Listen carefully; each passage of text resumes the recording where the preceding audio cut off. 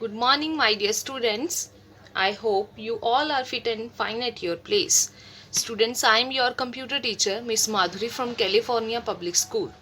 And today we are going to start our lesson number 1, Computer, a Storage and Memory Device. So this is our first chapter, Computer, a Storage and Memory Device. So let's begin. Firstly, we have topic 1, Data and Information. Children, you all know that a computer cannot work on its own. As we know very well, without our instructions, computer can't do anything. So we need to enter certain set of characters and instructions into the computer to make it work. We have to enter some instructions, and according to that instructions, computer will perform our task. So this set of characters like alphabets, digits or special characters that represent facts or figures is known as data. So set of characters, here set means multiple characters. Like alphabets means A to Z. Digits, here digit means 0 to 9. Number or special characters like special symbols we have dollar symbol, hash symbol, hyphen that represent facts or figures is known as data. Here facts means alphabets, digits, and figures means, here figure means picture, any picture, that is known as data. So when this data is processed by the processing unit, when this data will be processed by the processing unit, that is a CPU. We all know very well about CPU. CPU is a processing unit. And what's the full form of CPU? CPU stands for Central Processing Unit. Yes. So when this data is processed by the CPU, it is known as information. Processed data is known as information. So therefore we can say data is unorganized facts and figures. Here unorganized means not in proper way. Unorganized means not in proper way. So data is unorganized facts and figures, and processed data is known as information. Processed data is known as information. So firstly we will give data to the computer, and after that CPU will process that data, and after that it will give to us information. So children, you should remember that unprocessed data is meaningless. But when such data is organized and converted into meaningful information, it becomes useful. Yes. For example, we have simply this one number like 2, 4, 5. After that 1, 9, 98. So consider this one example. For example, we have this one number. So see, for this number, for us this is simply a number. But when we will write this number in form of this, like see 24, after that 5, after that 1998. Now this become date of birth. Yes, ये अब हमारे पास क्या आई है? Date of birth. So this is an example of data, and when we will write this data into some different format using these symbols, then it become information. So data is unorganized facts and figures, and information is when data is processed by the CPU, then it become information. So now let's consider example from our day-to-day life. So your father bought cloth from the market and gave it to the tailor to stitch a kurta pajama out of it. Your father bought cloth from the market, and after that he has given that cloth to the tailor to stitch a kurta pajama. So in this example, cloth can be considered as data. Here cloth is simply data, and when this cloth will be stitched by the tailor, then it become kurta pajama. So here data, what is data here? Here data we have cloth, and when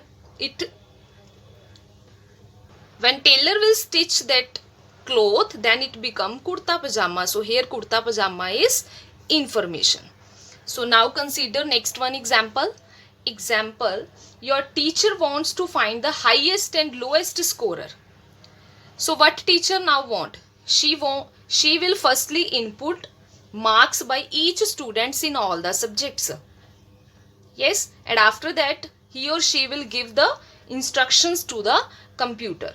So computer display the highest and the lowest scorer of the class according to the total marks. So here marks that were fed into the computer is data, and the result given by the computer, that is highest and lowest rankers, that represent information. So now consider next one. One more example we have. While booking the railway ticket, you provide the details like source station. Source station means जहाँ से हमने journey हमारी start करनी है. Destination means where we want to reach. Yes, place where we want to reach, that is called destination. After that, date of journey. Yes, next, and number of persons traveling to the computer, and how many persons will travel, that we will also give. This all information we will give to the computer. So this data is processed by the computer and you get the railway ticket. This all information we will provide to the computer, and after that this information will process computer, and after that it will give railway ticket to us. So in this case the details like source station, destination, date of journey, and number of persons traveling, these all represent data, and the ticket which we get, that represent information. So now come on the next topic, data storage units. So whatever we feed into the computer gets converted into a machine understandable code called machine code. Whatever information we will give to the computer understand only machine language. So whatever information we will give to the computer, it must translate into the machine language, because computer only understand machine language, that is in the form of zeros and ones. So a computer can understand only two states, that is on means 1 and off means 0. So these two digits 0 and 1 are called binary digits or bits. These two 0 and 1, these two digits are called binary digits. Yes, what are the binary digits? 0 and 1 is called, both are called binary digits. So that the data is stored in the computer memory in the form of bits and is measured in bytes. All information, all data is stored in the form of bits in computer, and we can also measure it using bytes.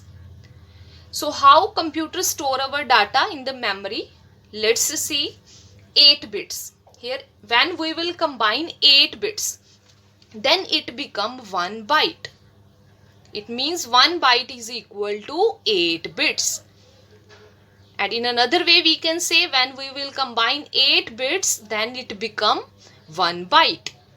So consider now next one, 1024 bytes. When we will combine 1024 bytes, then it become 1 kilobyte, that is 1 KB. So same like that, see next 1024 KB. When we will combine 1024 kilobytes, then it become 1 megabyte, 1 MB. 1024 MB megabyte when we will combine, then it become 1 gigabyte, that is 1 GB. So 1024 GB when we will combine, then it become 1 terabyte, that is 1 TB. So in the same way 1024 TB equal to 1 petabyte, that is 1 PB. 1024 PB equal to 1 exabyte, that is 1 EB.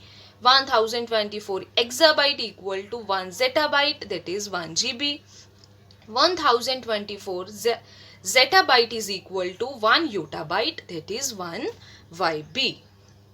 So this is all about data and information and data storage units. So my dear students, today we have discussed two topics, data and information, and second is data storage units. So this is enough for today. Have a beautiful day ahead.